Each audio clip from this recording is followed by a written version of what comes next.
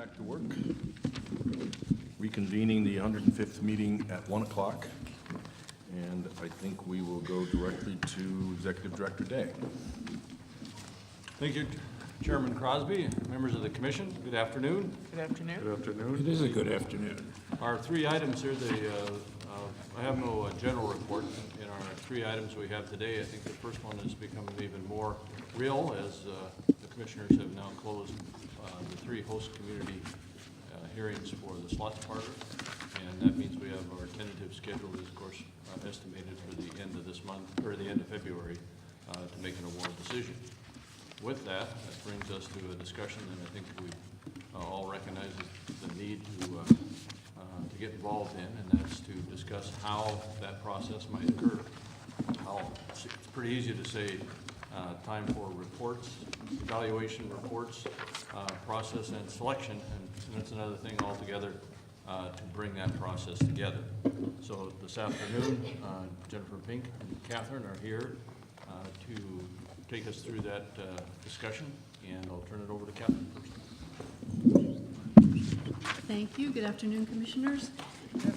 Recently, you asked the legal department to create a flow chart of how the process might work in terms of the final phase of the issuance of the Category 2 licenses. And in your packet, we have created such a chart. You'll see that we've put in some language about what happens before we start deliberations. And then we have created what looks like about a 3-day scenario in terms of presentations, deliberation, and then potential awards. So we're here to discuss that with you today and get any questions or comments or changes that you would like to make to that process. Jennifer is here to talk a little bit about the formats of the reports, because you'll notice in the beginning we talk about compiling reports from the individual groups. And Jennifer can talk a little bit more about how those reports may be set up.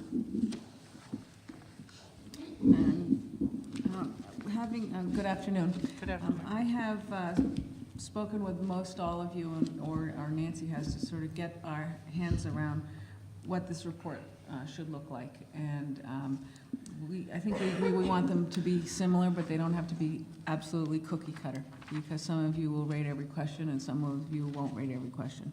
But we do have, and I'd like to share with you today, I do have it for the on a stick, but it's need somebody to plug it in, so I'll hand you, if you don't mind.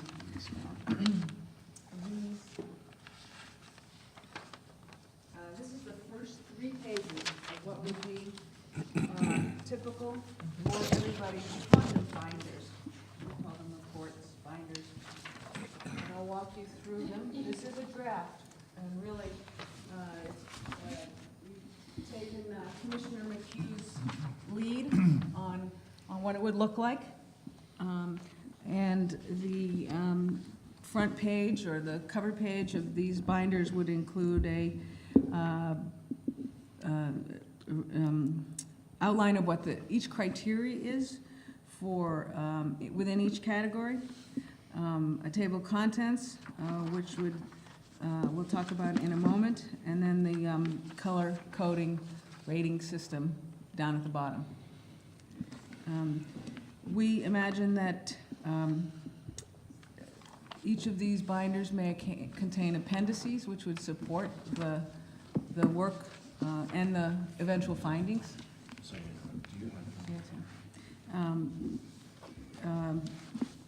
You'll see, for example, in this one we're anticipating including the schematic design plans for all of the applicants for reference, parking and traffic studies, energy and sustainable design analysis and permitting. So that would be generally what the front page would look like. The next page is your provisional ratings for the overall categories. The top box really sort of states, restates how the criteria were considered. For Commissioner McHugh, criteria 1 through 4, for example, were considered most important to building and site design because they establish the critical elements for each applicant's proposal. And so we're suggesting that for each commissioner, you would want to sort of talk about high-level summary approach to the criteria. How do you think about them? How are you weighting them in terms of your considerations? And then the high-level overall rating for each of the applicants. And that's your overall rating for each of the applicants in that category. Are you already on page 2 of this handout? Yeah. So there would be a page, an overall rating for the whole category. Yes? And that's anticipated to be a verbal description, like it says here? Or would there be a? No, we expect you to, for the consensus is we expect you to commit something to paper and bring it on the day of the presentations, and when these binders will be passed out. And what I'm calling it, I think, is a provisional rating, because I do think that after some discussion, you may want to edit it somewhat. But we're expecting, or the consensus is that we're expecting you to rate each category, call it a provisional rating, and on day 1, bring these binders. When you say day one, I thought the binders were available in advance. Actually, let me, If you want, you can pull it up. okay, And you can run it up. okay, I can do that. Jennifer, are you referring to Yeah. this chart? Actually, let's go back to this, right, rather than the report. I sort of jumped out of order on my own darn fault. What we've generally suggesting is, and you'll see the bullets on top of the page, is that each commissioner is going to prepare a binder which documents the review of each category, including the reviews of all questions and criteria. You can elect to rate all, some, or none of the questions. We do expect that you're going to prepare a binder where each criteria was rated and an overall provisional rating for each applicant in their respective categories. That's what we're generally expecting from you. And by the overall rating, there is one rating for each applicant, for each Yeah. commissioner, each team. Yes. Okay, so there would be a G or a S next to, That's right. in this page 2. Right. On page 2, let's use the terms. Leominster was a VG, very good. Penn Let's not was use a examples. VGR. Let's not use examples, Okay. please. Sorry, but applicant A, as I have here, applicant A is very good. And some narrative on why you That's- consider them that's very the- good. That's the total, is very good on everything having to do with site and building design. It's all, That's the the roll. overall roll. Overall rating. Overall. The overall rating, Right. right. So And for that's each a- applicant, you're going to rate it. And as we said earlier, I think, when we first started this process, you may find applicants who are all rated the same. You might say they were all satisfactory. Satisfactory was fine, but there wasn't anything extraordinary. So they may all have the same overall rating. Yeah. Right. That is your decision. That's your purview to make that call. The first bullet point says, commissioners can elect to rate all, some, or none of the questions. The next one says, each criteria shall be rated. What's a criteria versus a question? Criteria contain questions. But not in the WOW category. For example, if you So- look at this cover page here, Yeah. you'll see that Commissioner McHugh has 7 criteria, Okay. and there's questions 4.1 to Okay. 4.9 that make up All right, criteria so from 1. either, okay, got it. And almost every criteria has multiple questions. Except Criteria, really. It's a typo, we need to change that, but that's a detail. So, and then the next bullet, the binders may contain appendices. We expect them primarily to be related to data analysis or relevant site or architectural details. There should be considerable appendices, I think, for the category 2. I think there'll be a traffic analysis. It's a very data-driven discipline. So we expect appendices to be included in these binders at your discretion. Jennifer, can I hold just a pause? Like to just pause a minute to make sure that the commission is in agreement with this part of the provision, not the one we just discussed anyway, overall provision rating for each applicant. Because as this discussion is going on, part of what we've been talking about is how far the commission wants to go with the details that it has at its in its report, as opposed to how much you want to leave for the body itself to discuss. And in this case, this would actually have each of the commissioners going right up to the rating, category rating for each one of the applicants. And that would be in the presentation to the rest of the commission, as opposed to stopping after questions or stopping after criteria. And the commission in a group would assemble the final rating. So I just wanted to point that out and make sure everybody understood it and was in agreement. Well, this is the way we went through all of this in September before we started, and this is the plan that we conceived in September.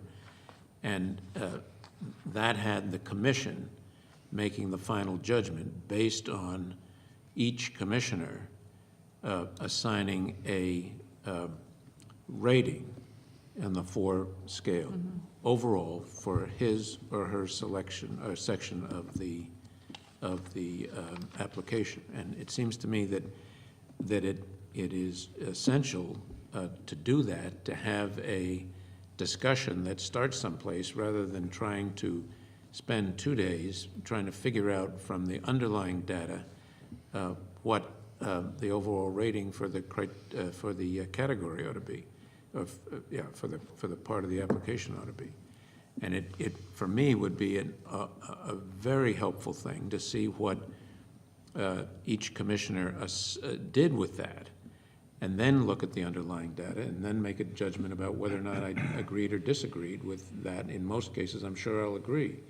But it's a very useful target. It's the product of thinking that's been going on since September, and it seems to me we really just flail around for a day or two if we don't do that. When you say do that, you mean have everything scored separately before we begin? Everything, well, yes, that's what we had agreed on, but I'm now, initially, but I'm now looking at page 2, and that we, in addition to the narrative on page 2, we assign a excellent, very good, satisfactory or unsatisfactory rating to each of those with the accompanying color code, so that we have so that we take the roll-up to that stage, and then give a narrative here as to why we've done it, and then all the rest is back up to that, and it's highly detailed. Right. I guess the concern I have is that, and it's something we really haven't talked about, is for example, if we do that, and that certainly makes sense, other than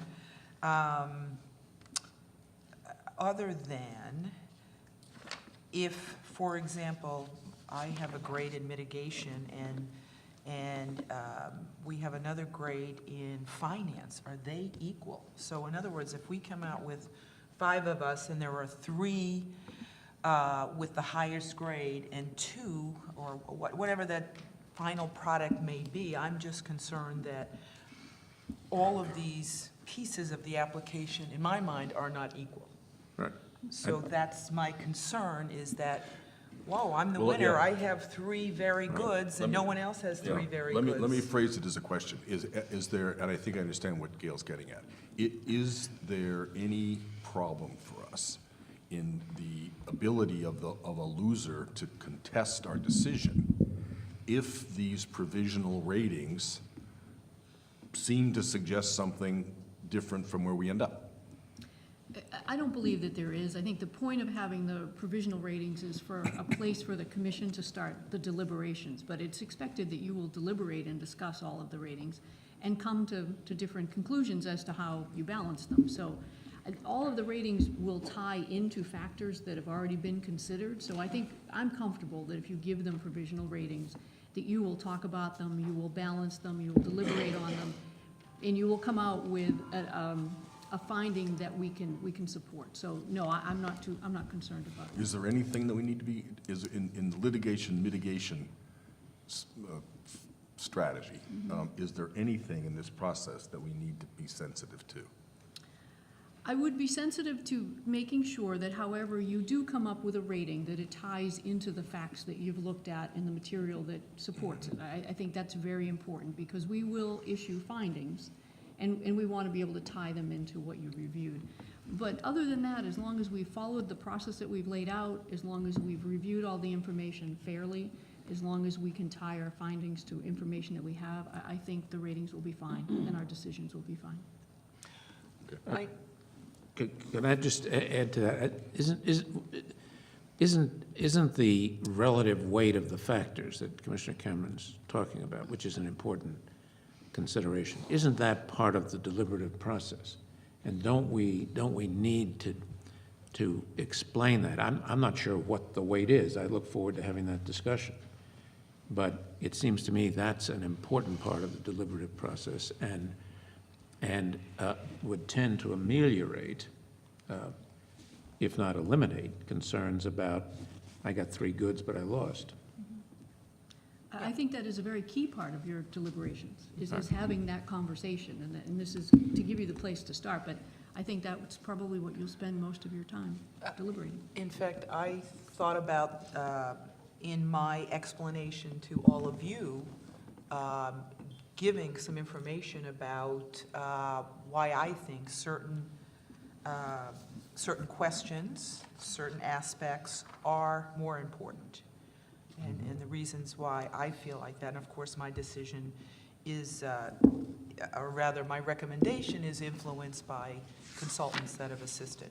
So I thought that rather than just go through the presentation, my part of it with, okay, these are the questions and criteria, and give ratings. Okay, that's a piece of it, but another piece is these are the hot button items with regard to mitigation. And that is actually a case towards issuing an overall rating, because the roll-up in and of itself between the categories and the rating may be seemingly unbalanced, 3 very goods, but in the roll-up and the description, you could then articulate, at least for me, in the balance, this was the most important factors, and this is what made a difference, and hence this is some of the rating. Okay. You all right with that? Yes, no, Yeah. that makes sense as well. Okay, so then we're on the 3rd bullet point. So did you get the answer that you were looking for? So I think the answer is yes, we're The answer is comfortable. yes, that's what I understand. Right. The 3rd bullet point was about binders containing appendices, which the teams are happy to support you with, as I know we have been. That will, I think, also be critical to supporting, your eventual decisions. We also are suggesting that you can elect to bring any original source material to the meetings or to include it in the appendices. If there's something that an applicant submitted or applicants submitted that you want to be able to refer to and make part of this binder, and it would be useful, we think that's certainly appropriate, and we'll You support keep saying that. bring it to the meeting. Well, let me get to the next part of the next box here. What we're proposing is that on the first day of this process, when you are presenting your categories to each other, we are going to make available to the public these binders. Prior to that, though, we're suggesting that you should be looking at each other's binders, because I think we think, and I believe you would concur, that you'd want to at least get a sense of how applicants responded to all these other criteria and categories. And you've been so busy with so many things, I know most of you have barely focused on these other categories, or it's been incidental. And we really believe it'd be important for you at least to see what the information is in those. So we're going to distribute those probably the week before, so that you can become familiar. And then bring them to the meeting, because clearly the public has a great deal of interest, and they will be released to the public on the first day of the presentations, when you're making your presentations. Okay, so basically, probably no later than Friday of the 3rd week of February, we will get the binders, we'll have the weekend, and then day 1 will be Monday of the 4th week of February. Exactly. If we Yes. can get you any sooner, we will, Right. but that is the intent. Is Monday The 24th, I believe, I is thought it was the, Tuesday. Friday is would be the 21st of February, Monday would be the 24th. It was going to be Tuesday when we were headed a week earlier. Oh, I see. Now, because it went back a week, we start on Monday now. Okay. Correct. is Yeah. important part of preparation of these binders will be legal review, especially to make sure that in terms of confidentiality or proprietary information, it's not included. And I think also, in addition to our review, is really to look for consistency and make sure there aren't contradictions within reports. And we'll be looking very, very closely at that in appropriate language so that when you release it to the public, you feel good and we feel good about what it says and how it says it. And that's what we'll be doing. And legal will and Catherine and her staff will be taking a close look. Yep, we will support that effort. Why is the parameter, no commissioner should discuss the contents of a report with another commissioner? Why is that? Our thinking on this was that you want to have those conversations in your deliberations. Certainly, if there are particular questions about something, I think there could be, some limited conversation about it. But we would want to save most of the discussion for your deliberation. I don't think we ought to have that sentence in there. I mean, if we don't mean it literally, I don't think we want it there. It's going to be almost impossible to adhere to that. I mean, you might want to say it's recommended that you keep, We can make that change. okay. Keep kept to a minimum. Or- Well, just make just sure take that it there's out. I not think we'll just delete it. seriatim deliberation. That's the real Yeah, concern, That's the concern. But no, I Well, would. that's a whole different issue. which is a different issue, I Right, I think. mean, but if, if I knew Clarification. that there's, 79 questions in one of them, I might want to sit down and say to Jim, give me a sense of where you're coming down, or, I don't see why that would be a problem. No, and you may want particular documentation that you want to review Right. too, that maybe isn't in the binder. So no, we'll address that. I second the idea that sentence should just come out. We can't deliberate, we can't, this has got to be an open and transparent process, but I think there may be a clarification. I may not understand a term, and it would help me think over the weekend about something. And And we're under enough, Clarification. we're under enough constraints as it Right, is, without right, putting one on ourselves we can't possibly Right. adhere to. No, we'll take that All right. sentence out. With that schedule and that's what we've been talking about, the schedule in mind, it might be worthwhile if we're anticipating that legal would take a look at the reports.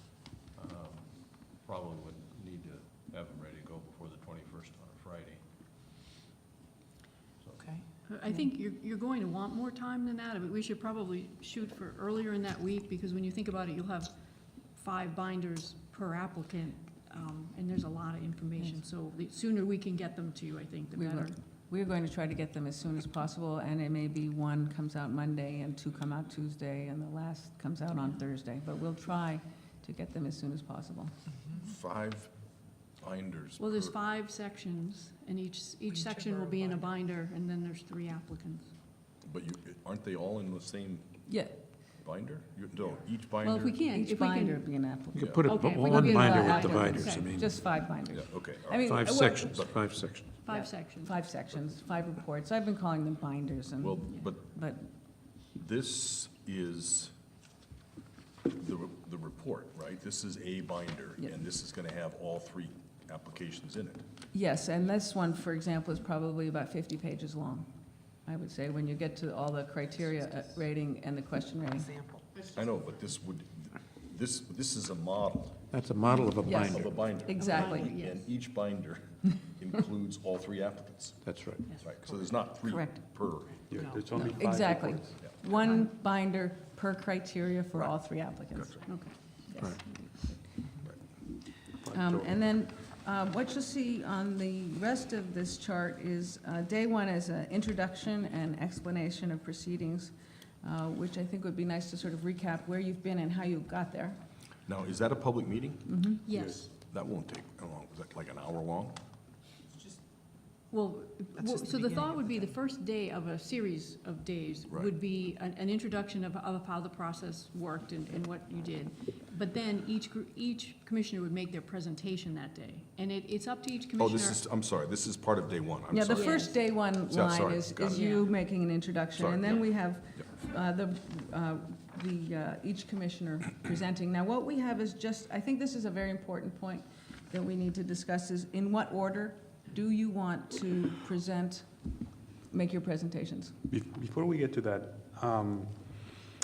my assumption when I was looking at the 3-day allotment was that the presentation would take longer than a fifth of a day. I have enough material to go through in terms of methodology, how we looked at things, how we arrived at things, that I think would serve a great purpose to at least highlight. However, Commissioner Cameron has said she will bring her weapon, bring her sidearm. And I'm concerned that in the presentation, which eyeballing it here could be limited to an hour or an hour and a half once we take That's breaks. fine. No, well, it is not meant to be any particular limit. We need a sense from you is how much time it is. Right. So if it needs to be longer than that, then we'll just schedule more days or more time. We do have a footnote here, because Oh. we knew this would be a topic, that the timing really is subject to change depending on the length of the presentations and the deliberations. We need the feedback from you. I know my calendar, I've got Monday to Friday blocked, Yeah, and I think you probably also we have. should all, if we haven't, I think Exactly, we should, I because- think we have that whole week blocked. And I do think it'd be helpful for us, because we will refine this and reissue it, and if you could all let us know how long you think you might need, whether it's, an hour. Commissioner Cameron, I think it's probably Well, briefer I mean, than, we're but just- who knows? Just starting to put a PowerPoint together now, so I can't answer that question yet, because just have to figure out what detail is adequate. So So it's hard to answer Think that about yet. it and let us know. I mean, it really doesn't matter, I think, because we do have the whole week blocked off. And so if I you're, mean, I'm pretty sure I won't be more than an hour and a half. I mean, I have no idea about The WOW? the WOW, because there's not a lot of WOW in slots. But, Yeah, it so seems you to, can start with that. that was what I was thinking about too, and I thought about it personally, from the standpoint of communicating, well, we've all got the stuff. Communicating a sufficiently detailed overview to show methodology, weight, consideration, value to groups of questions. But also, we're talking to a wider audience, and short enough to allow them to follow, particularly those who haven't been intimately involved in this. And then take questions. That was the way I was thinking of structuring it. Now, not everybody has to do it the same, but the second audience, the people who are going to be really interested in this, the media, the others, are people we want to be able to engage in this process passively. But I mean, we want to make it short enough to get them, I was thinking. We don't have to, all have to have the Well, same. there's another side of the consideration, which is the transparency of the process. Having people hear what the discussion was right, about, right. rather than, because to the public and to the press, the stuff that precedes that presentation is going to be opaque. And if we came out too short, I think. Oh, no, I Yeah, agree okay. with you. It's So trying to there's find the some happy line. medium. Yeah. Right, It is a happy right. medium. I'm just, You get into too much detail. Well, I And know. I don't want to delegate away to that task force of effectively the decision-making, to what test for? To each of our task forces, I don't want to Even our not really. consultants that have No, assisted us? No, but each of the other commissioners and their task forces. I don't want to have no alternative but to effectively rely on what No, Gail says, yeah. We're not saying different thing. We're saying different, emphasizing different aspects of the same thing, I think. Yeah, I agree. So as we move forward and you get closer, did you have? Yeah, no, I for one may take longer than an hour. Okay. Let us know. No, that's fine. That's fine. Let us Because know. there is a particular section that I'm thinking about that our consultants walked me through, and it took me a while, and that was necessary, and I think that was very important. And he went to Yale Business School. Well, that's, If it took him a while, imagine how I'll react. Well, that it just, this is only a fourth of my, of my presentation, but it's a market assessment. And I think, anyway, you get my point. I think it's important for the process, as the chair describes, but I know it's a balance, because too Right. much detail loses the And it's not the I- same for everybody. It's, the different subjects lend themselves to different balances, right? Okay, that'd be great. So we do have an order that's just on here. It's not meant to suggest we think it's the best order or the right order. So do you want to give us some input on that? well, I like, and certainly Commissioner McHugh may think differently, but I like the idea of building and design, and site design going first, because we have a visual of what the three different projects look like. I always think that's a good place to start with the visual. As far as economic development, I mean, to me, it could be mitigation, it could be economic development next. Finance, those three are probably, I mean, we may have a preference, but they almost could be interchangeable. And I think the WOW is certainly, to go last makes a lot of sense. Or it's the overview now, the overview of the project. I also like the idea of starting with the, building and site design. Again, I think Commissioner McHugh said, conceptualizing what these facilities are going to look like. But because there is an element, I believe, of building and site design that talks about traffic, the other piece of traffic mitigation and other mitigation issues then follow Commissioner Cameron, as well as the host community agreements, surrounding community agreements, et cetera. There's certainly, then as you get into economic development there, I'm considering discussion of pieces of host and community and surrounding community agreements in my presentation, especially as it relates to jobs, it relates to local spending. So that might be the next natural progression. And then how do we pay for it all goes to Commissioner Zuniga and then to the chairman to kind of wrap it up. That makes sense. Yeah, fine. Good That makes analysis. sense. Yeah. So Well, building- I just need to say this. My consultants tell me that I should go first. And yeah, that's their opinion. And I'm indifferent about it, but it got me thinking as to, really, why is this? And I think it boils down to a matter of opinion. So I'm really, indifferent as to the order. But I guess they've What's been. their logic of it? Well, establishing the framework for the operations plan and the market, which is perhaps discrete and but very important to the public. Yeah, I don't think it really matters. But I know it But doesn't. I was going to say second. I mean, if I had to vote, I was going to say, I like fine. the physical orientation, I think is helpful, I agree. But I would think finance, I would have said, as between the three, I would have said should be second, because it is sort of the underpinning and holds everything else up. It's true. That makes sense. But I could just as easily flip a coin And we on could that go notion. mitigation, then we could go economic development, so you could play off of. That makes sense. We could do it that way.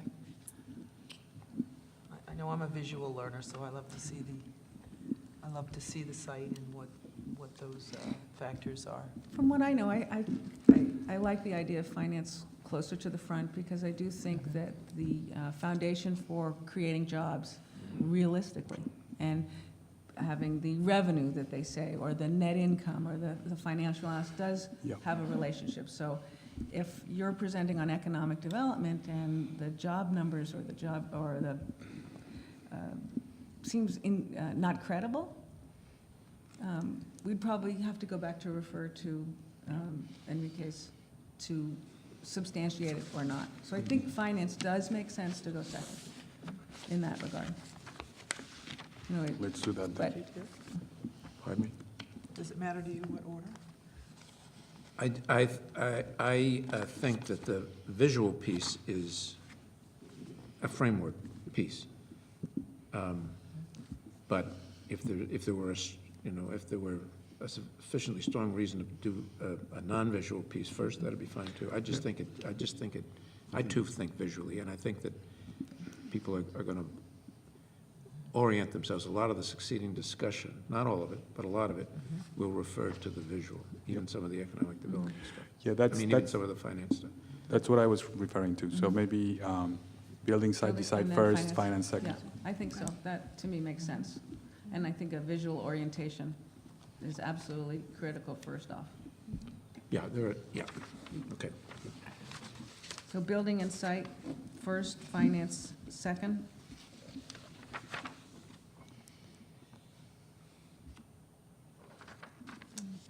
Then mitigation and economic development. And then the overview, yeah. Okay. It's, I mean, So- in so many ways, it could go either way. I Well- mean, I pick up a piece of finance because part of my analysis is looking at a 5-year window, and some of that 5-year financial, employment and benefit window is all contingent on the market. So, Commissioner, would you like to go third? I would have no no, problem. I think to follow host community and surrounding community discussion is helpful.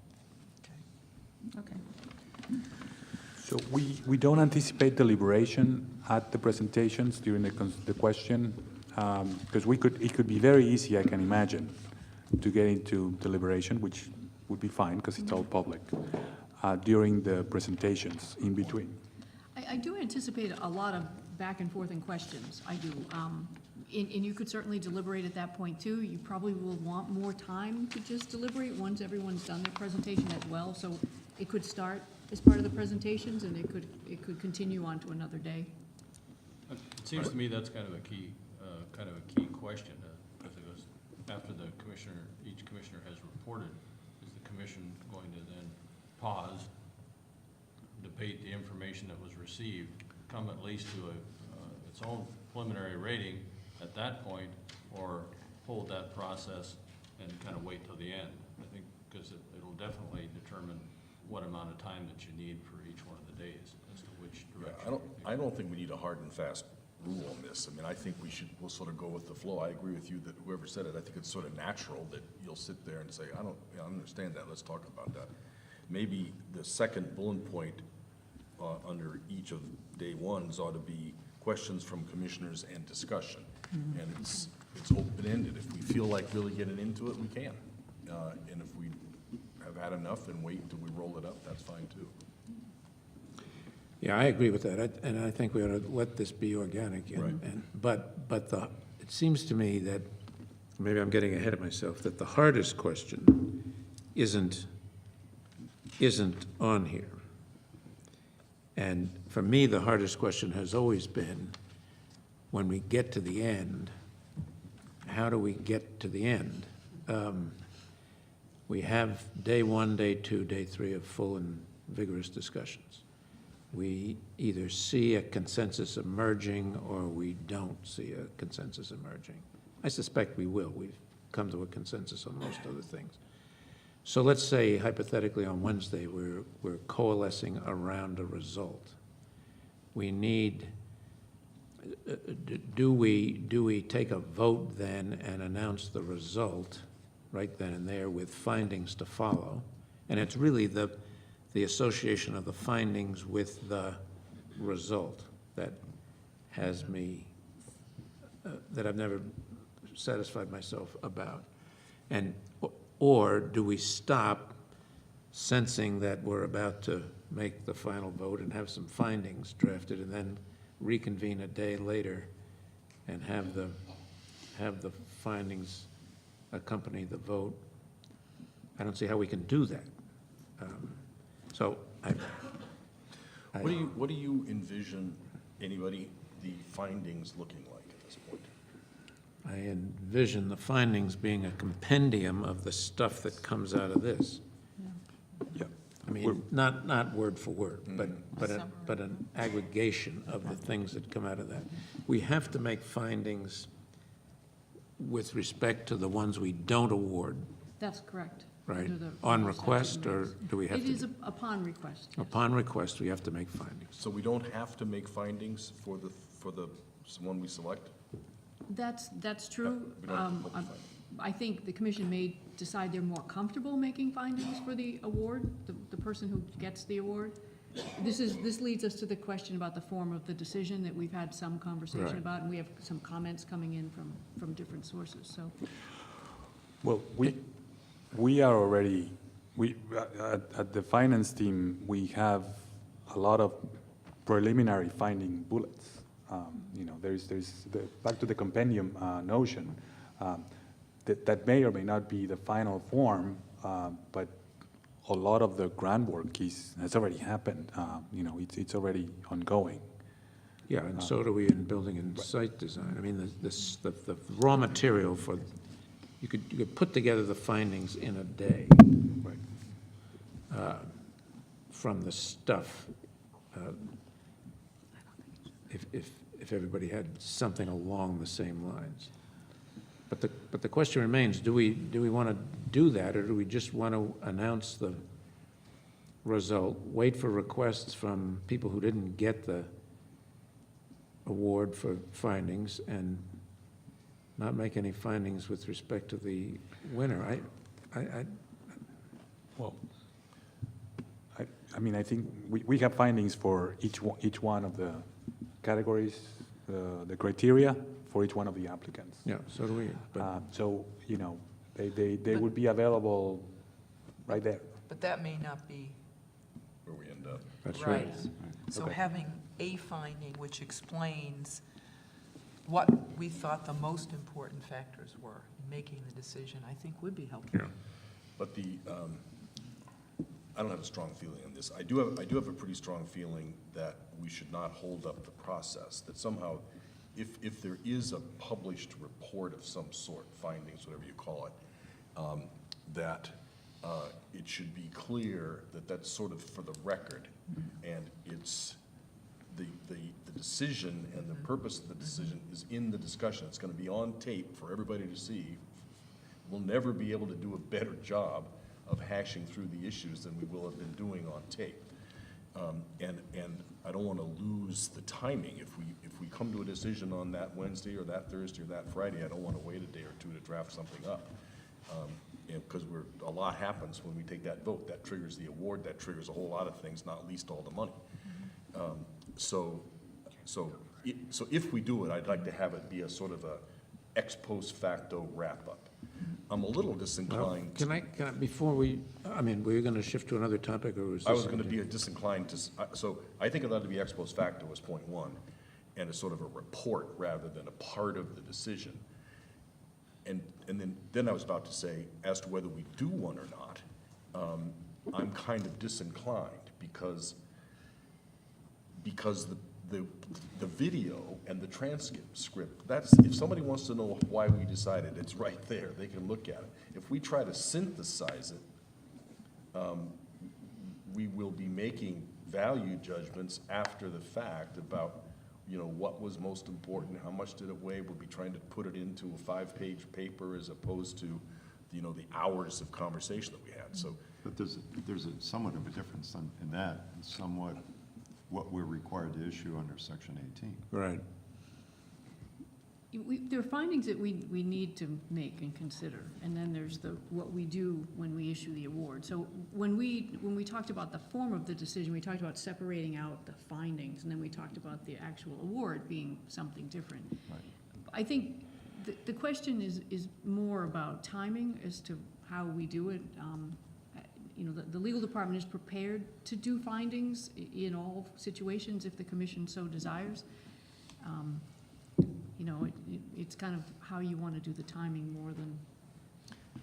Well, can I come back to that, Commissioner, because it says in Section 18, in determining whether an applicant shall receive a gaming license, the commission shall evaluate and issue a statement of findings of how each applicant proposes to advance the following objectives. So we've got to issue some kind. Read that of a one more statement. time, just read it again. In determining whether an applicant shall receive a gaming license, the commission shall evaluate and issue a statement of findings of how each applicant proposes to advance the following objectives, and then follow 18 statutory objectives. Okay. That doesn't say how you weighted them or how you decided. No. That says they No. should have to say No. how they propose to do it, right? Yes, that's right. And it's, seems to me that the Pennsylvania model, and we've gotten a number of decisions from Pennsylvania in a competitive environment in which they ran through a whole list of criteria and simply stated what it was that they found about the approach of the different applicants to the various criteria, and then one conclusory paragraph at the end. That's the kind of thing that I had in mind, not going back and saying we weighted this way and we weighted that way, but here's a list, and that's why I thought that these things could be rolled up, in effect, with some tailoring and tinkering, into a master set of findings that would satisfy 18, talk about evaluation, have the concluding paragraph, and that's what we had. And when, I like that. When would you do that? in the Well, process? that's the question. I think that we could do that after we made the award. My question for myself was, do we do that after we make the award, or do we make the award and have that ready to issue as we make the award? And it seems to me from our discussion here, it could follow making the award by a day or so. Right. That makes sense to me. We make the award as soon as we can get ourselves to a vote, and we should talk about that too. And that's it. That is the award. We've already said that triggers the time, the clock, and we get the report done, the findings / report done, as quickly as possible thereafter pursuant to that section and fundamentally built on these finders. So would the findings contain the responses or our evaluation for all three of the applicants, or just the winning applicant, and it'd be a It has to separate, be all three. All three. one document But with it could be everything? attached as an appendix to our I think findings. that Just requires kind of one roll for up. Well, this says a statement of findings of how each applicant proposes to advance. So we've got to do that for these 18 anyway. And I don't see why we shouldn't do it for everything that we've got here, and maybe use page 2 of this, page 3 of this thing as, actually, I don't want to use page 3. Can everybody not use page 3, please? Throw it away? Just Not don't use use it, don't use it at this Draft. meeting. It's a, Oh, it's, there's no real content in there. yeah, I understand.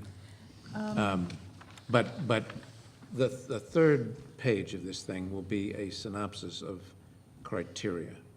And there'll be a one-paragraph comparative thing for, across all three applicants in a little narrative form. That's the proposal. And that can be the basis for these findings. That would be the rating for everybody with a little narrative. Yeah, but there's a narrative. Yeah. There's a narrative, and you could use the narrative as the basis for the findings. I think you would get there organically by Right. doing it that way. Right. And we would have what we needed to have findings, both for the criteria in 18 and any other findings we needed to Right. make. So Right. that would work.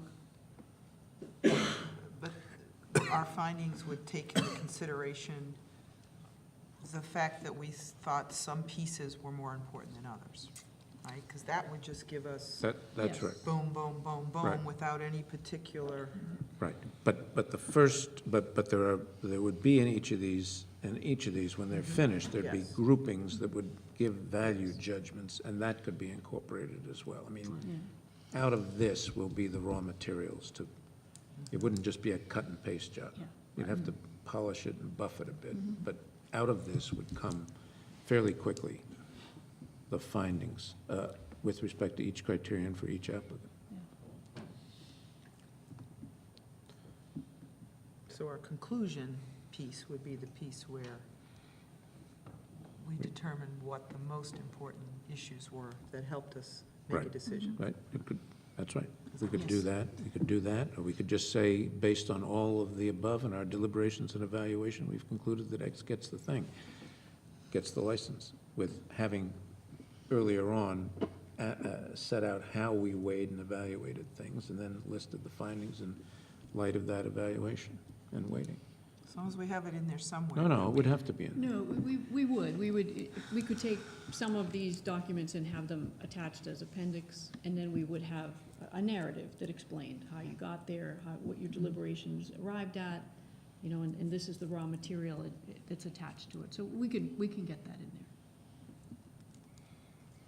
As long as it comes after the award, then I think we can work on that a little bit, and as with the others, Yep. that Yep. this, we'll look at it, we'll think about it and see Right. drafts, and then have a better idea when we get to the casinos too.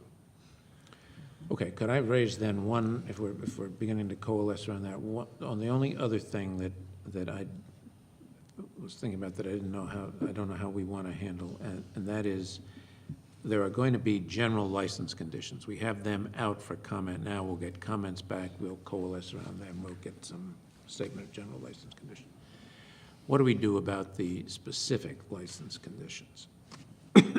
And I suppose when we make the final judgment verbally, we can say on the condition that A, B, C, D, and run through them. That'll emerge, I think, from the discussions that we'll have before that. But how do we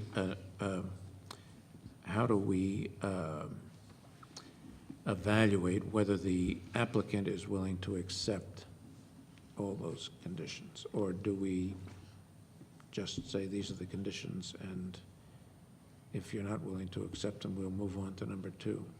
It won't come out to that, but what do we do about that? Well, so you're saying, we pick applicant A, Right. and we say to applicant A, give me a couple of examples of conditions. Applicant A, you have promised to hire 15% of your workforce within a 20-mile radius. We want it 60%.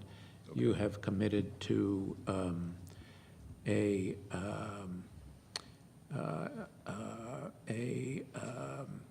spending plan for business development of $2 million a year. We want $7 million a year. I mean, these are wild hypotheticals. We're not the kind of thing we're going to do. But suppose we do 2 or 3 of those. Okay, so we agree on the on the conditions. Right. We vote and we choose a category, we choose applicant A. Right. Then we go to applicant A and say, congratulations, and they say, forget about it, we're not going to 60%. Right. Then what do we do, is your That's my question, question. right? Or do we have some mechanism for, and I don't see how we can do this, saying to applicant A beforehand, what would you do if you can't do it? Well, can you do it? I mean, practically, as a practical matter. Well, take the lesser of those 2, if you wanted to up the percentage of local hires. Right, And we knew we were gonna go with A. right.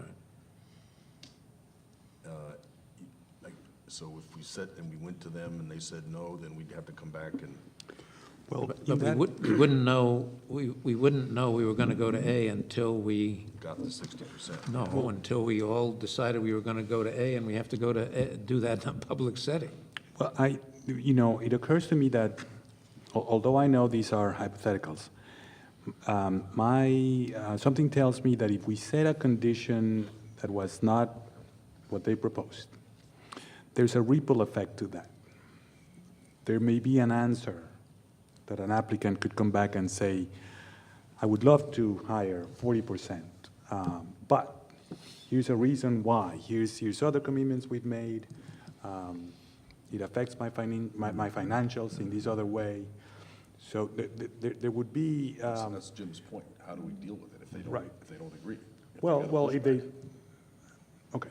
If you need to negotiate, That's the do point. some trade-offs, how do we deal with that? Do we make the vote, we say yes, if they don't accept it because they can't accept the condition? Well- Then we have to come back and vote again, I guess. It all depends on what the condition is, I guess. If it's something that's really arbitrary, and maybe I'm sure we will not come up with something like that. But even if it isn't arbitrary, Enrique. Maybe your example of the ripple effect is really a good one, right? We say we want you to commit to hiring 40% instead of 15%. And their response is, we're not going to do that, and we're not going to do that because we need to get this thing up and running to meet our revenue plans, and therefore we need 85% of skilled labor to import from elsewhere so we can get the thing on the road. Otherwise, all of our financial projections fall apart. Get postponed by 6 months. Like it's postponed by 6 months, and we'll never catch up, and we've got creditors and other things. Now that's, so we weren't arbitrary, and the response isn't arbitrary. I mean, but how do you deal with that? Well, I would submit to you that at that juncture, we might go, oh, we better rethink this condition that we just set, because. Is this after we made the award? Right, in just following the same example. If it has this, if hiring 50% as opposed to 15 has, puts in jeopardy the construction plan and the revenue plan, then maybe I don't want to impose that condition. But we're just talking about process here. We have a condition. It's go to 40, not 15. We all agree. We vote. We pick applicant A. Now we go to applicant A, and applicant A says, sorry, I can't go to 40, or if I do go to 40, I have to change my revenue projections. So what do? We have to have a new meeting, right? We have to decide whether we rescind that condition, whether we let them change the thing, or whether we throw them out and go to somebody else. Does our general counsel have Well, something to say about this? We were looking at the regs, the executive director and I, if we were looking at 118.06, and, you know, it talks about the commission issuing an award, and so the choices are grant the application with appropriate conditions, deny the application, or, and then the third section is extend the period for issuing a decision in order to obtain additional information deemed necessary by the commission for a complete evaluation of the application, provided, however, the extension shall be no longer than 30 days. So maybe you could, That lend itself to a negotiation period? well, it would lend itself potentially to a sort of a provisional kind of license, potentially, where you're not issuing your final decision for 30 days, and perhaps you would have the conversations there. We didn't address specifically what you're talking about in the regs. Or what is another model? I just thought of this example, which may guide the discussion. A very easy condition to set up is that they open when they promised, a year from now, or whenever, 18 months from now. That's one of the conditions. Somewhere along the way, maybe 6 months from now, after any number of things that can go wrong in a construction and design and permitting process, they come back and say, it looks like it's going to be a little later. In anticipation of that, they would have to come back and say, we were always hoping to meet that condition and our plan, but now things have developed that we bring before you.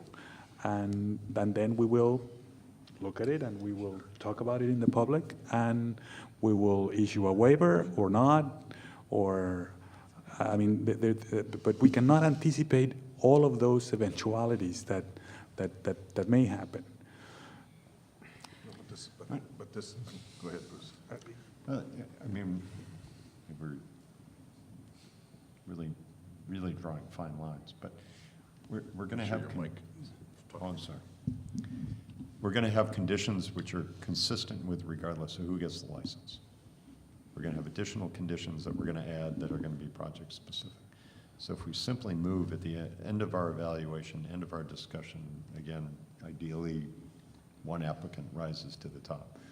We make a motion to offer the license subject to acceptance of all the license conditions, and have them come back before us. You know, whoever the person we want to award the license to says 1 through 5 I agree with, 6 I have a problem with, whatever, then we negotiate, and if at some point we get to an end where we don't want to let them off the hook on a condition, we've only awarded it on a conditional basis, and we step back. I mean, I think Commissioner Zuniga's point is fine. I mean, at various stages, we will get to points that they may not be able to meet license conditions. My hope that it would be more of a partnership to try to help them resolve any of those obstacles that they run into. But getting back to the original point of award the license subject to a willingness of the licensee to accept all the conditions and come back before us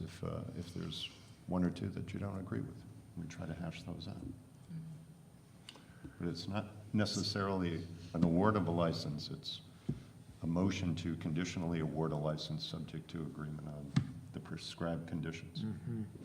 Is that, within the limits of of this reg we have, we could say, okay, we've all decided we want to give it to applicant A if they'll do such and such. So I think probably within that reg, we could suspend or stop and delegate somebody to go speak to applicant A Right. and say, are you willing to do such and such? It could be right outside the room for 5 minutes, or it could be the next day. And then we would find out whether applicant A will do such and such, and we then reconvene and decide to accept them or not.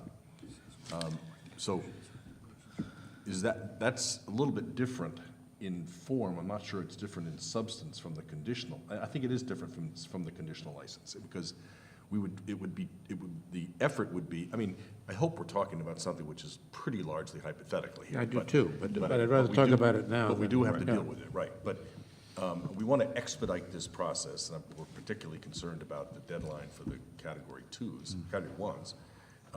So I think the idea of being able to suspend our conversation, go to the presumed winner, and say, we're going to pick you, assuming you can do such and such, and then the delegation comes back and reports to the commission, and we do whatever we do. Yeah. Does that work? I think that's probably the best way to do it, and give 24 hours, and, because At we're on a most, right. tight, yeah, we're on a tight leash, and then when we get the report back, then the next motion is we move to grant the license to X, subject to the It following has to be conditions. Right. excuse me, I'm sorry. No, that's There it. has to be a line between negotiating a best and final with somebody, and everybody else didn't get a chance to negotiate a best and final, so it's a careful Right. line to walk. Right. Because we have to say, we prefer applicant A, Right. period. But we want them to do one or Right. two things, Right. And Right. if they do the one or two things, then and there is no one or two things that could make applicant B become applicant Right. number 1. Right. But it's a tricky They may have line. different things. Well, they may have different things, but we're not doing that. We're No, not at correct. best and, it's- Correct. So it's gonna be, it's a tight line to walk, I think. I think it is, but I think it's inevitable that we're going to have to do it, and I think that you put your finger on it, we've really got to be convinced this is the one we want. This is not a final negotiation thing, and we can't come up with 17 things that we want them to change, and go see if they'll change them. We really have to take this essentially as it is presented to us on their terms, and if there's just something that has to be addressed, that's it. And maybe that's something we talk about amongst ourselves. I mean, we may disagree. You may make the Right. point, that's too much of a condition, they didn't put that on the table. Right. We can't give them the chance to enhance their Right, application. right, Yeah, right. okay. Well, as long as, since we're on this point, if we come up with assume that we like applicant A on however many attributes that puts them at the top. But there's one thing about applicant B that we really liked. That if we take that one thing and impose it on applicant A as one of the conditions, under the notion that, well, if they were able to do this, you should be able to do this too.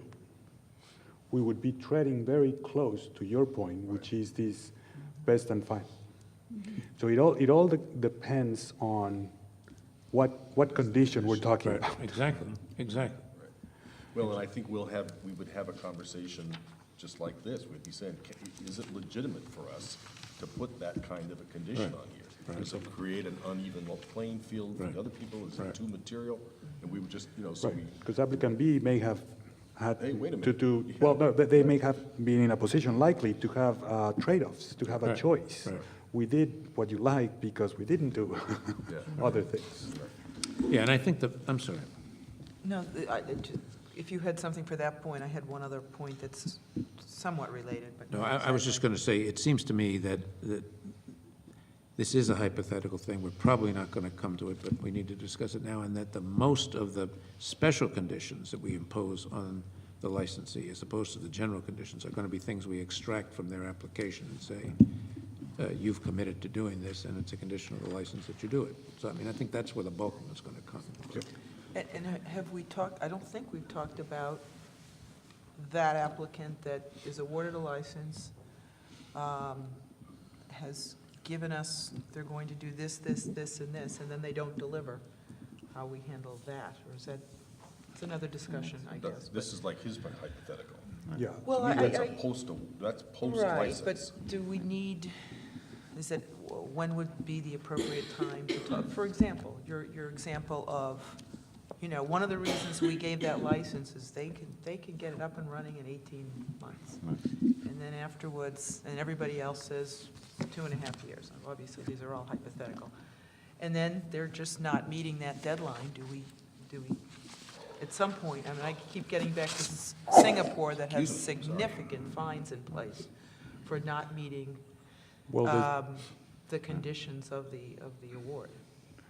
the statute is very specific about being late 1 year, Yes, carries a yes. very significant penalty. 1 year. Now, okay. that's a long time, and a lot of things, happen before, just by looking at scheduled progress. I guess time is But, one that is specific, but other conditions. Well, right, but other conditions, I suppose we have the ability to first ask for a corrective measure, for a corrective plan, impose penalties. Yeah.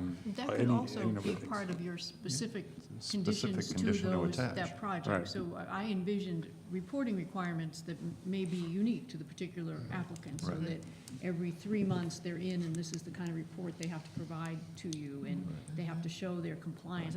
That is my idea of what a very specific condition may be. So you're getting regular updates and understanding where they are and what they're doing, and if they can't meet the condition, then talking about some kind of corrective action or some, change to the plan. We've actually envisioned during the process of paying resources to monitor those projects, and instead of wait for the applicants, it will physically be going out Yes. to follow up, and that follow-up will include their progress on their surrounding agreements, their surrounding community agreements, their financial, their construction schedule, all those kind of things would be part of that process. Rather than wait for the applicant, we anticipate going ahead and monitoring. I want to, again, go back to this question or thought or idea around specific conditions. Is you have it laid out in our presentations. We have a general discussion and debate of, under economic development, I think for applicant A, I would suggest these specific conditions. And we obviously debate those. I would assume we debate those at that time to see whether my 4 colleagues think I'm all wet, or they think I actually came up with a good idea, so that by the time we do get to a license condition, it's not just throwing everything into the kitchen sink. It is a defined number of criteria, or not criteria, specific conditions that we all agree upon, so we're not doing it at that late stage of the deliberative process. You will That's be discussing the them concept. throughout the Right. deliberations, yes. Okay.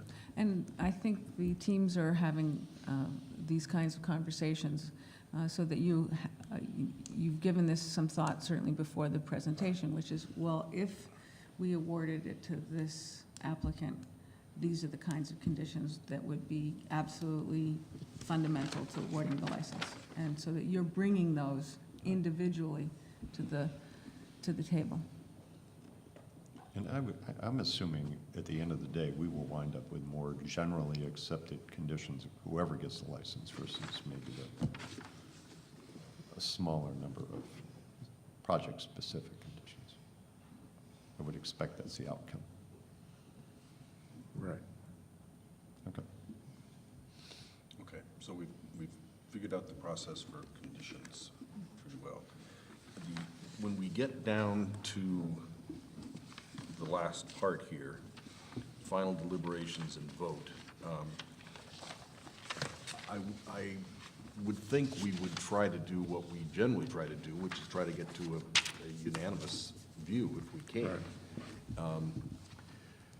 But if it's clear that we're not, is there any issue with having a split vote? I mean, if it's pretty clear that, you know, 3 of us favor one and 2 of us favor another, and that it's just a matter of just a difference of opinion, and we can't, you know, is there any issue with having a 3-2 vote? I don't think there is one. The statute is very clear about a majority of the commission vote makes a decision. The only issue in that we may, but we would have to resolve this, of course, by deliberating more, is if there was 2, 2, and 1. Well, that's clear, right? I mean, That is really the only one. And then go back to more deliberation to entice To the convince majority. that one? Yeah, that's when Commissioner Cameron brings her side. she brings her sidearm. I don't think there's any, I mean, obviously 3-2 wins. Right. But we've always tried to reach consensus. And it seems to me we really ought to try to reach consensus here. It may be impossible, but, and you've always used good judgment, and will continue to use good judgment about when to call for the vote. And it may be that, you know, you get to the end of day 3 and we're split 3-2 or even 4-1, and we could take a night vote, off. but let's take the night off and come back. I think that's the way, we all go have a drink. Right. No, I mean, Yeah. that may be. Yeah. Yeah. That makes sense to me. Okay. Anything else in the discussions anything about else? how we do this? This is the last week of February, folks, get ready. Okay, To work on our binders. yeah, work on our binders. So just keep looking at this, I have one question. okay. Does everyone intend to use a PowerPoint to illustrate the work done by that individual commissioner? I had pointed to. Yeah, I did as well. I did as well. Yep. I haven't really, mine's really pretty modest, so I don't know, I haven't really thought about it. You may just take the microphone in the front of the Yeah, room? Right. Okay. I don't know, I just hadn't thought about it yet. Is this sentence okay, Catherine? This report provides a summary of the review by the building and site design group.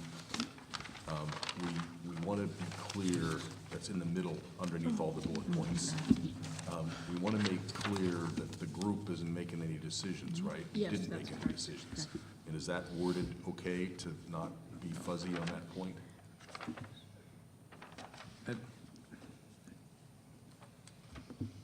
We can clarify this to make it clear that what the group does is provide assistance to the commissioner in making their decision. That is the purpose of the group. So we can work on that sentence. Okay.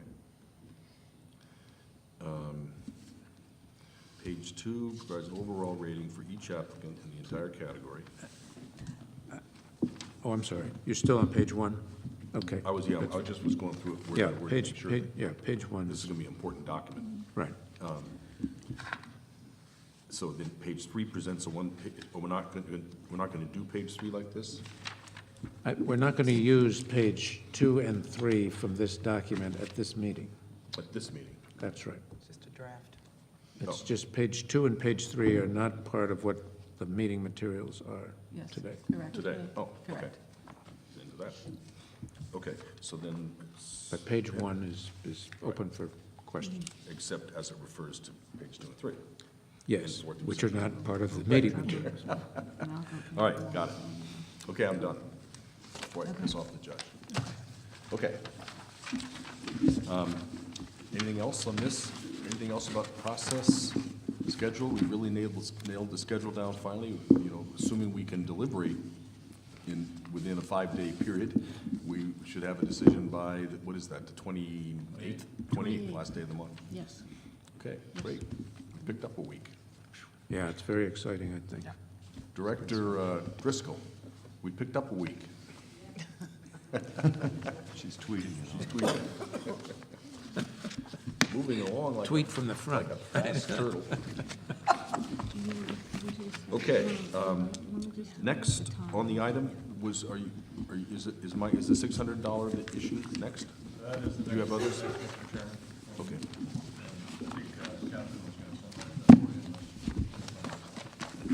I think, Mr. Chairman, you have the materials that are in the package regarding that issue.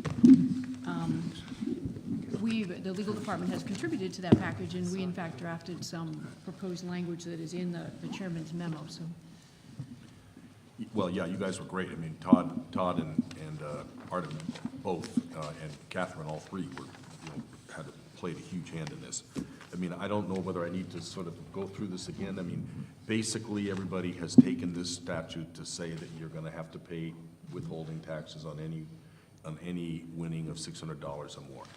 We're not sure that is what it says, but that is what that's the assumption that everybody's been operating under. It is, when I think it was right when this first came up, I certainly reacted, when I think Jennifer first brought it up, my reaction was, oh yeah, these people just don't want to pay their taxes, and I at least, and I think Jim, and it sounds like Commissioner Cameron too, we were predisposed in favor of the law at first, but having looked into it, it seems to me that this is not just an industry whine, that it genuinely is a substantive problem, given the standards that have been established in essentially the rest of the United States, virtually without exception. And that under those circumstances, it really would be incumbent upon us to bring Massachusetts reporting / withholding in line with the rest of the industry, and I recommend that we address the offset issue too. To me, that's only fair. That's not necessarily the industry standard, is quite as much as the 600 threshold. And that we propose this, I don't have the competence to approve or disapprove of the draft's legislation, but it's probably pretty close, and that we propose this to the legislature. I have previewed it with them pretty much. The House was actually authorized me to say that the House had never liked the $600 anyway, and they would be very open to this idea, as I think at least some members of the Senate will be as well. There is this issue about the lottery, and I tried to make the distinction. There's clearly just a totally different business proposition that doesn't impinge on the lottery's operations at all to have the requirement the way that it is. And there are other states where that have the difference that we would have if the lottery stayed at 600. I imagine the legislature would want the lottery to stay at 600. So that's the bottom line. Does anybody have questions or thoughts or issues? Oh, and the other thing was Commissioner McHugh raised the issue about, is there a technological fix here, which sounds kind of appealing on the face of it. And you could do some things, but as a practical matter, the big enchilada is you have to verify who the person is, but you also have to give them a W-2, and you have to take the money. So there appears to not be any feasible way within today's technology to do that. Well, I just had, and I'm sorry I didn't read this earlier, I read it at lunch, but that was my one substantive question. You have to do that under the federal statute. You have to get the taxpayer's identity, and the player needs to be given a W-2G. But literally, our statute simply requires a deduction on payment. Now, there's the the Treasury has issued some letter, they haven't issued regulations, but they've issued some letter in which they've outlined some advisory bulletin. I've forgotten what the technical term is for those things, but we saw that earlier. The TIR that we Yes. looked at, yes. Yeah, and they've described in there what you have to do, the fact that you had to take the $600 out.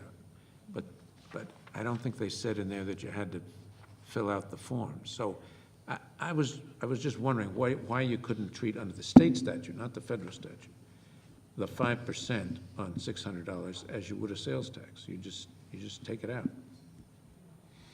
Well, you have to assign it to a person. Why? The person that comes to the machine comes with cash more often than not. Right. And it's hard to identify the person. Absolutely. So, but I guess my question is, you go into a store, Well- buy a watch for $800. A sales tax is added on to that. You pay the sales tax, and out you go. It's not deducted from the $700. It's an additive. Here, it's a deduction from the $600 that you win. You pay the statute says you pay the tax. Why do you have to know who the taxpayer is? Well, I think part of it is in 62B, it talks about treating this as if it was wages paid to an Oh, employee. Okay, And so I that's the think in answer. that, Okay. and our understanding from DOR is that it all goes into one account, just like withholdings from employees, so, But it all goes into one account like wages, like wages? withholdings from wages, yes. They need to have So- your social security. Yeah, I don't, as, So you'd report it as, the $600 as income, then As you'd report income. the tax that you'd already paid on it and get credit for it. Yes. But it that's might my kick you into a higher bracket or something, so, okay, no, not with state taxes. or Okay, you might get it back. You might have Or you the might right to get it get it back. back if you've Might got get it charitable back. contributions Okay, or something. fair enough, Yeah. fair enough. Any other issues or thoughts or? Well, I figured for the discussion, one example that I saw in Maryland was, in my view, very much a good illustration. As I've mentioned, I've been in favor of recommending this fix. I don't think it is a matter of people not paying their taxes. The Commonwealth stands to gain so much more on the gaming revenues, on the 49% that gets collected if the player continues to play. The model of the casino is the longer the player plays, the more assured we are that they will pay the 49% on gaming revenues. That's the laws of the mathematics that are behind these games. The odds are slightly stacked against the player, and we happen to be the house in this case. So we, focusing on 5% is literally nickeling the player and putting at risk the 49% that we collect when the player returns any payout back to the machine. But Which is the point of the which HLT is the assessment. yes, which is the point of the assessment. But it's also very much this high-end play that we hurt the most, which is what, or we have the potential to hurt the most, which is an important part of the equation here. The Pareto principle of the 80-20 is very much true in the casino. Our consultants tell us that a very small percentage of players represent a very large portion of the profits. And that's what at risk with this withholding. That's what I keep saying, that this is a competitive topic, that when compared to other options that players may have in nearby states, this could end up hurting the maximum goal of getting a robust gaming market here. But the Maryland example that I wanted to mention on these site visits, they showed us when we were walking the casino floor, that they are ready to put in 2 machines with a $500 minimum per spin. It almost sounds unfathomable. Almost. I forgot. Almost. Well, the question is, who plays this $500 a spin? And the answer is the casino knows exactly who they are because those people are the ones asking for those higher minimums. So they figured out that that there is a market in and around Baltimore and Washington to put in a 5,000 machine operation, 2 machines with those minimums. In our case, if just repaying one spin would essentially generate this whole tax and withholding business that we're talking about, in my view, effectively eliminating the possibility of those kinds of machines, and therefore eliminating the possibility of capturing those high-end play. There's no reason to think that we're that much different from Maryland in the ability to attract or players of that caliber to our operations here. But a payout on a $500 bet is going to exceed the $1,200 minimum, right? In all likelihood, $1,200 limit. I think the only way to deal with that is to put the IRS agent at a chair right next to the machine. That's my point. But there's a difference between 600 and 1,200. But, yeah, but, okay, I got it. Yeah, we're all on the same page on this. I mean, you're just adding fuel to the fire. I'm adding so fuel to the fire. You're with it, right. Okay, I think we should vote on this, but there are a bunch of other issues that a number of the bidders have raised, and some of them directly related to this, such as checking for deadbeat dads, checking for unpaid taxes. I haven't taken the time, and I sort of considered this in my bailiwick, but I just haven't had time yet to think about a lot of those other issues that have been raised, particularly by the casino operators in various mechanisms, but particularly in answer to question 9. I think there's probably ways we can work our way through it with regs. We don't need a legal change. We might need a legal change on some of these other things, but I just haven't had time to pursue it. And before I leave, I may talk with you to pass some of these things out to some of the staff to do some work on this while I'm gone. But I think it's important enough that this get in the hot. This is the big enchilada. This is the one that some of the casino operators, really think might be a showstopper. We're not in a huge rush because they're not going to start the machines going anytime soon, but I think we should get this into the hands of the legislature soon.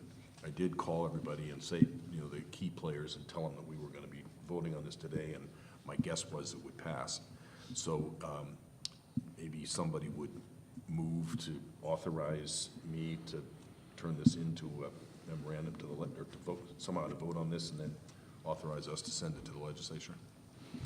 I'd be happy to do that, Okay. Mr. Chair. I move that we authorize the chair to present all the materials and arguments relative to the topic of the $600 withholding to the legislature and present recommendations for legislative action. For adopting the federal standards. Right, for adopting. Threshold, not withhold. Right, I'm sorry, the $600 withholding and reporting threshold. Right, and adopting the federal. And recommend that we adopt the federal standards. Yeah. Second. Any more discussion? Okay, thank you. All in favor? Yeah, aye. Aye. Opposed? The ayes have it unanimously. So we will, we need to get a response to those other things, or at least consider them. Yeah, there's a bunch of them. Right, I know, there's, And some of them are non-trivial. right. But Well- but I think we get this going. No, while the I'm next- not, no, this is done. Okay. But I just don't want to lose sight of the importance of doing the rest Yeah, of the right. stuff. No, I'll make sure that it's underway before I leave. All right. Okay.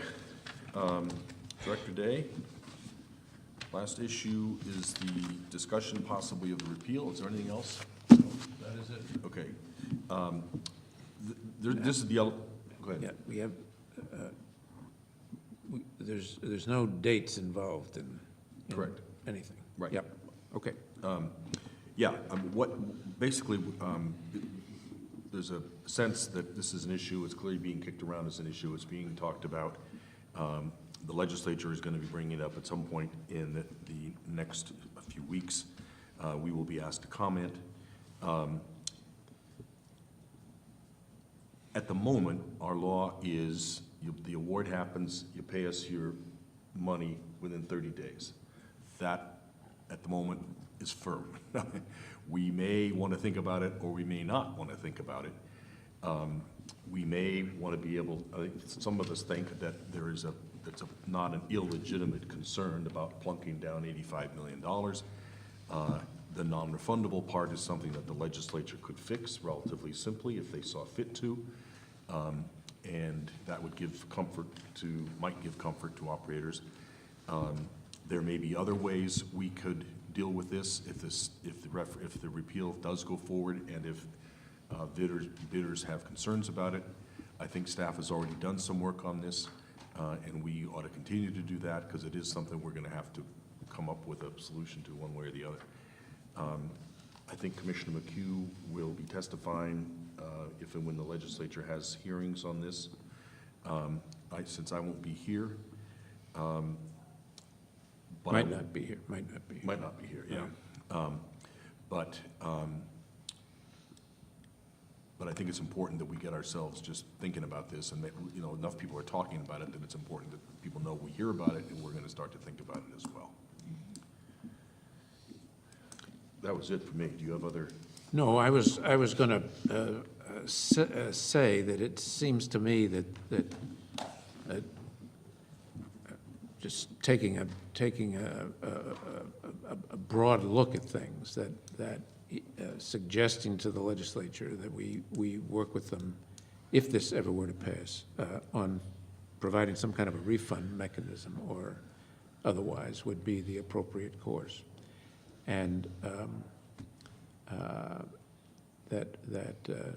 not putting it simply in their lap, but that we would be prepared to work with them and make proposals and the like, would be an appropriate response at this moment, and not take a position one way or the other on the substantive proposition. We've got a lot of credibility with all kinds of groups for playing things straight down the middle, and we're in an implementation group and not a policy-making group at that level. Right. And so that's, it seems to me, the general contours of the position we ought to take. Two points of clarification. Go ahead. You may be going to clarify. Yeah. Well, I think your point was very well taken, that we're aware, we know what's being talked about, and your point that our bidders, our applicants rather, may or may not have similar concerns, and I think and certainly they would be legitimate concerns, and that will not be part of our evaluation process, I think is important to note. It's a separate matter, and Right. our evaluation process, as we just spoke about extensively, will be done based on the facts and information. And where you're saying where a company comes down on whether or not they're concerned about the repeal, Right. will have no bearing on our evaluation of their application. Correct. Right. Right. And I think Correct. that's very important. This is Yeah. a wild card. Nobody knew about it. Right. It's never been part of our evaluation. They're free to speak their minds. They're business Right. people. They have businesses to run. That will not affect our judgment Right. one way or the other. Right. Okay. That's important. And the second thing was just to make sure what you were saying, Commissioner McHugh, that we are agnostic on the issue of the repeal or not. I mean, Right. at this stage of the game, that's not our business. First of all, it's up to the SJC, and if the SJC says it's unconstitutional, it's over. If it is constitutional, then it's up to the people. Our issue is to figure out how, in our job as stewards of this industry, to make sure that we provide a fair and level playing field for people and keep our eye on the ball and keep moving as best we can with this issue on the table. And agnostic on the legislation that's pending now, too, because there's legislation on a separate track. Right. Right. Okay. Anything else? I have one other thing, and it's Oh, yes. simply a declaration from last night. We were in Leominster last night, had a good and healthy discussion with the citizens of Leominster on the last phase of our statutory hearing out there. But a number of people came up to me and to Commissioner Zuniga and to Commissioner Stebbins at the end to say how much they thought the process was democracy at its purest in action. The people coming together and talking about these issues with some energy, but everybody got a chance to come together and talk about these issues, and they appreciated it. And two in particular, one by proxy for the other, they both intended to be there, but one was ill and not able to join us, but two who have been very active on the opponent's side and who've been active correspondents and careful and thoughtful correspondents, and particularly interested in the siting and the issues surrounding the size of the site and the like, but who clearly are opponents, said that they thought that the process had been fair, and they wanted me to express to the entire commission their satisfaction with the process and their appreciation for the way that the commission had handled that. So I think it's a credit to everybody, although it's kind of self-congratulatory to be reporting there. It is really, it's really nice to hear those kinds of comments, even after an energized discussion of the type we have had in Leominster. They're good people, thoughtful people on both sides, and they presented their cases well, and I'm glad they thought we gave them a fair hearing. Yeah, me too. I take some pride in that. Yeah, and the fact that it was also a very important milestone, that we now run the clock for Yeah. decision, 30 days. Commissioner McHugh, you were under the license award process. You were thinking about the arbitration topic? Oh, I wanted to, yes, thank you, Mr. Chairman. I wanted to, not for today, I wanted to put the, revisit the arbitration regulation at some point in the very near future. Because I didn't read the thing carefully, I gather, I thought there was a little bit more flexibility that the arbitrator had than the arbitrator does have under the regulations. And I wanted to revisit that, not to change what the arbitrator is empowered to do, but perhaps to provide some kind of a safety valve in case the award is the result of two unreasonable proposals. And I'd just like to talk about that. I'm not sure we'd all agree on it, but I would like to talk about that and see if, without undermining the force that is exerted by the last best and final process, we couldn't put in a safety valve that would prevent something, particularly when the stakes are so high as they are here, with some of these communities and some of these operators, a safety valve that would prevent some socially undesirable result. And I think there's a way to do that, and I would like to have that on the agenda at some point in the near future so that I could make a presentation, see if I can persuade anybody that that's worth doing. Yeah, as you know, I'm of mixed minds on this, but certainly fine to talk about it, no question about it. So if we can put it on the agenda at our next meeting, that's fine.